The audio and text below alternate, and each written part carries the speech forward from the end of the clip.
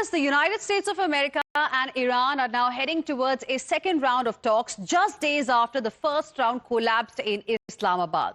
U.S. President Donald Trump has indicated that negotiations could resume within the next 2 days, and the talks are likely to take place in Pakistan once again. Now, this comes even as Washington had earlier ruled out returning to Pakistan for talks with Iran. But now appears to be backtracking. But the big question remains, why did the first round of U.S.-Iran negotiations really fail? Now, viewers, President Donald Trump has said that the U.S.-Iran war is very close to an end as attacks and counterattacks have eased amid a 2-week ceasefire agreement. Now, why did the talks really fail? The talks went on for about 21 long hours in Islamabad last Saturday. The expectation was that both sides will come to a conclusion that will be, something that both sides will agree to. But that did not happen because Iran was clear with its red lines. Iran was absolutely clear with its set of demands. On the other hand, Donald Trump, U.S. president, the American delegation that was led by J.D. Vance was not ready to really give in on crucial issues. And that's the reason why the talks failed the first time. Now there is a possibility of a second round of talks. And before that can happen, we have a very important statement coming in from U.S. President Donald Trump. Listen in. I had to divert because if I didn't do that, right now you would have Iran with a nuclear weapon. And if they had a nuclear weapon, you would be calling everybody over there, sir. And you don't want to do that. Well, you keep saying was. Is this war over? I think it's close to over, yeah. I mean, I view it as very close to over. You know what? If I pulled up stakes right now, it would take them 20 years to rebuild that country. And we're not finished. But we'll see what happens. I think they want to make a deal very badly.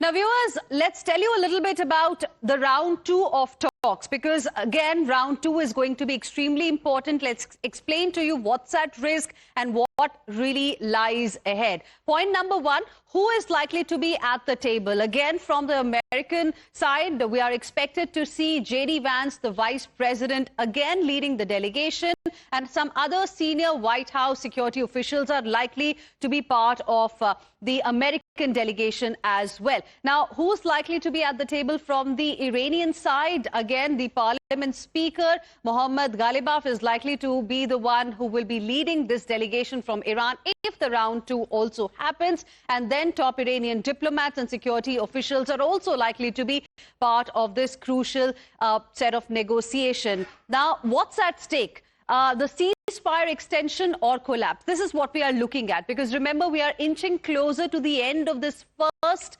ceasefire agreement that was there only for 2 weeks. So whether that will be extended or it's going to collapse and the war is going to begin. So that's the most important thing that we are going to be looking at. Now, keeping the fragile truce alive or risking breakdown. So these are some of the points that, the world is going to be looking at. Then Strait of Hormuz. What happens to Strait of Hormuz? Because America has started its blockade as it had declared. So there is a U.S. Navy blockade that's currently happening. As far as Strait of Hormuz is concerned, Iran is absolutely clear with its list of demands vis-a-vis the Strait of Hormuz. Now, managing naval tensions and keeping the choke point open is going to be another top priority as far as these crucial talks are concerned. Then another important issue is the nuclear program of Iran, which America wants Iran to give up completely, to not enrich uranium.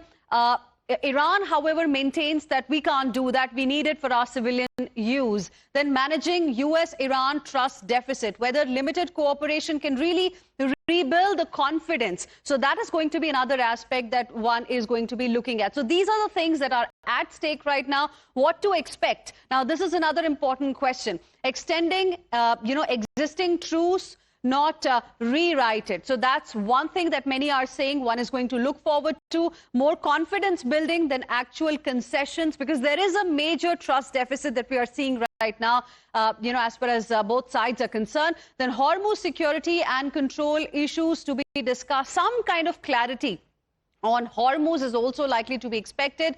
No nuke deal breakthrough. This is what experts are saying can be expected. Escalation prevention and future phase framework. Now, as far as nuclear issue is concerned, it's the it's one of the oldest issues between America and Iran. So can it really be solved, in just one meeting between American delegation and Iranian delegation? Experts are saying no, that's unlikely, but some kind of a movement, some kind of a direction in that regard, we can expect if talks happen again in Islamabad. We have some more breaking inputs coming in at this point in time. Trump sees no need to extend Iran ceasefire. This is the update we are getting.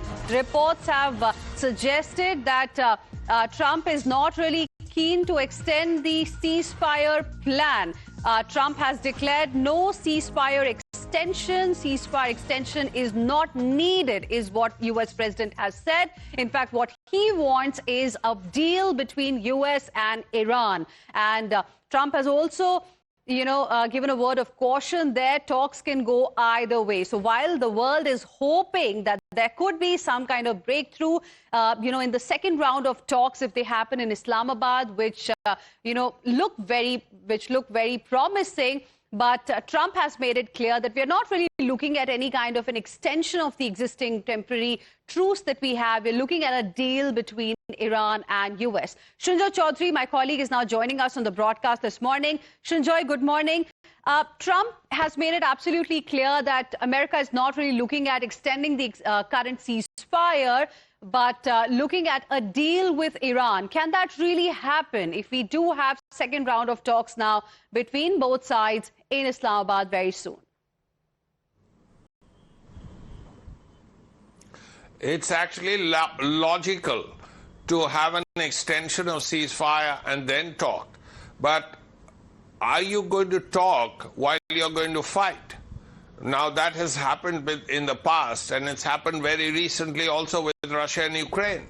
You continue to fight and you continue to talk, but isn't it better when you have a ceasefire and then you talk? Now, if you did have a ceasefire, it would be easier perhaps to sit down and work towards a solution. So how this will pan out remains to be seen. When Vice President Vance decides to get to Pakistan again, to fly to Pakistan again is not been announced as yet. So there are a few days left of the ceasefire, 3 or 4 days. So that's a very crucial thing.